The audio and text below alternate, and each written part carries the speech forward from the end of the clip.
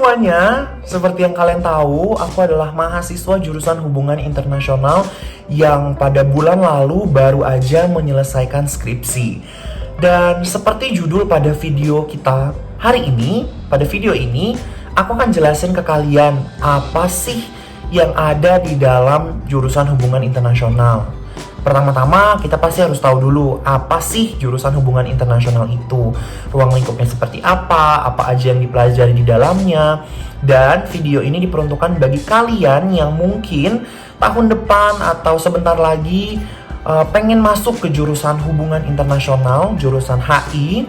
Atau mungkin bagi kalian yang udah di dalam jurusan HI tapi masih bingung apa sih sebenarnya HI itu, gitu ya.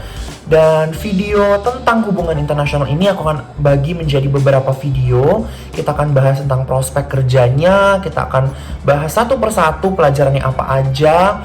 Dan biar kalian gak bosan nontonnya, aku akan buat video ini sangat singkat, hanya 5 menit dalam pembahasannya. Jadi biar nggak kelamaan dan bosen karena intronya kepanjangan, langsung aja kita bahas apa itu hubungan internasional atau yang biasa kita sebut sebagai international relations. Nah, hubungan internasional atau yang sering disebut sebagai international relations ini sesuai dengan judulnya, namanya terdiri dari dua kata, yaitu hubungan dan internasional, yang pada dasarnya sangat simpel, menjelaskan tentang relasi atau koneksi atau hubungan yang dibangun antar subjek dalam dunia internasional. Nah, tapi siapa sih sebenarnya subjek-subjek di dalam dunia internasional itu? Banyak banget sebenarnya teman-teman. Tapi intinya bisa dari negara dan non-negara.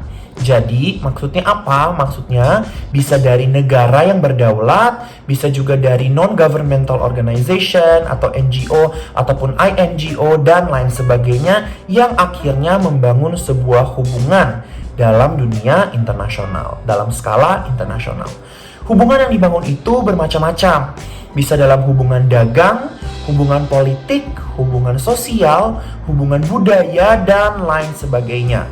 Nah, kedepannya kita juga akan membahas apa sih jenis-jenis dari kerjasama mereka. Dan sebenarnya di dalam video-video selanjutnya, apakah semudah itu buat kerjasama antar negara atau negara dengan PBB atau United Nations atau negara dengan ASEAN dan lain sebagainya.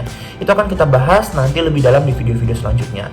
Tapi karena kita sekarang udah tahu apa aja sih hal-hal atau definisi-definisi yang membangun sebuah hubungan internasional, kita juga harus tahu nih apa sih yang dipelajari di dalam jurusan HI atau hubungan internasional itu sendiri.